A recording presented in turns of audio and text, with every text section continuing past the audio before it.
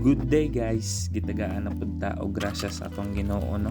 The chief complaint of my client is the LCD, and he also requested full tempered glass for his unit.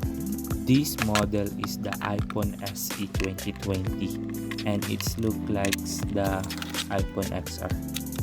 I am slowly removing the parts of the iPhone SE 2020 to make sure that the cables of each part will not be damaged.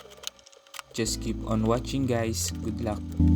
While I was repairing the unit, I noticed the lack of wallpaper of my client.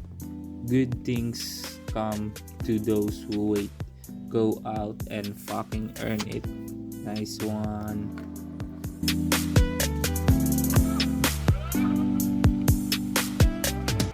And that is 1 minute. Thanks for watching. Adios.